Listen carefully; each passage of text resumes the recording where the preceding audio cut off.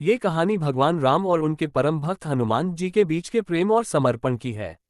यह उस समय की बात है जब भगवान राम ने अपना धरती पर धर्म निभाने के बाद अपने लोक लौटने का निर्णय लिया। ये कथा उनके वियोग और हनुमान जी की भक्ति के अमर संदेश को दर्शाती है। भगवान राम ने जब लंका विजय के बाद सीता माता और अपने भाइयों के साथ अयोध्या लौटकर राज्याभिषेक किया, तो अयोध्या में सुख समृद्धि का वातावरण छा गया। उनके शासनकाल को रामराज्य के नाम से जाना गया, जहां हर कोई न्याय और धर्म के मार्ग पर चल रहा था। हनुमान जी, जो भगवान राम के प्रति पूर्ण समर्पित थे, अयोध्या में ही उनके पास रहते थे। वे हर समय भगवान राम की सेवा में लगे रहते थे और उनकी हर आज्ञा का पालन करते थे। उनका जीवन राम की सेवा और भक्ति में ही व्यतीत हो रहा था। कुछ समय बाद भगवान राम को यह आभास हुआ कि उनका कार्य धरती पर पूरा हो चुका है। अब उन्हें अपने लोक वैकुंठ लौट जाना चाहिए।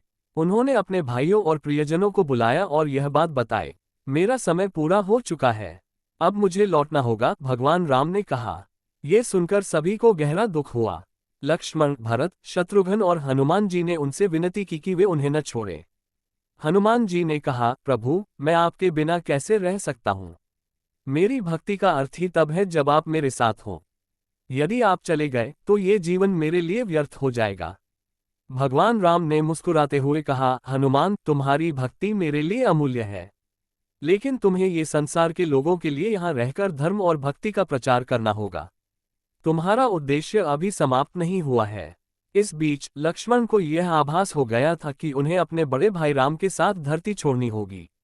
लक्ष्मण ने अयोध्या के सभी लोगों से विदा ली और सरयू नदी के किनारे भगवान राम से मिलकर अपने अंतिम पल बिताने का निर्णय लिया। लक्ष्मण के त्याग और समर्पण को देखकर भगवान राम भावुक हो गए। उन्होंने कहा, लक्ष्मण, तुमने मेरे हर संकट में मेरा साथ दिया है। तुम केवल मेरे भाई नहीं बल्कि मेरे सबसे प्रिय साथी हो। हनुमान जी यह सब देखकर अत्यंत दुखी हो गए। उन्होंने सोचा कि भगवान राम के बिना उनका जीवन अधूरा होगा। भगवान राम ने अपने भाइयों और हनुमान जी के साथ सरयू नदी के किनारे अंतिम यात्रा की तैयारी की। जैसे ही वे नदी के किनारे पहुंचे, वहां दिव्य वातावरण बन गया। देवताओं ने स्वर्ग से फूलों की वर्षा की। भगवान राम ने अपने भाइयों के साथ नदी में प्रवेश किया। हनुमान जी ने उन्हें रोकने की कोशिश की और कहा, प्रभु, मुझे भी अपने साथ ले चलिए, मैं आपके बिना जीवित नहीं रह सकता। भगवान राम ने हनुमान जी से कहा, हनुमान, तुम्हें मेरी भक्ति का दीप जलाए रखना है। जब तक इस धरती पर राम का नाम लिया जाएगा, तुम्हें यहाँ रहना होगा। ये तुम्हारा धर्म है। हनुमान जी ने ये सुनकर प्रणाम किया और अपने प्रभु को विदा देते हुए उनकी आज्ञा का पालन करने का संकल्प लिया। भगवान राम के चले जाने के बाद हनुमान जी ने अपने जीवन का हर क्षण राम नाम के प्रचार में बिताया। वे जंगलों, गांवों और शहरों में घूम घूम कर राम कथा सुनाते और लोगों को भगवान राम के आदर्शों पर चलने के लिए प्रेरित करते। एक बार हनुमान जी ने ध्यान में भगवान राम को देखा। उन्होंने पूछा, प्रभु, आप तो चले गए हैं, अब मुझे कैसे पता चलेगा कि मैं सही मार्ग पर हूँ। भगवान राम ने कहा, हनुमान, जब भी इस धरती पर राम का नाम लिया जाएगा, मैं वहां उपस्थित रहूंगा। तुम मेरी भक्ति के प्रतीक हो। भगवान राम ने हनुमान जी को यह वरदान दिया था कि वे अमर रहेंगे। यही कारण है कि यह माना जाता है कि हनुमान जी आज भी इस संसार में उपस्थित हैं।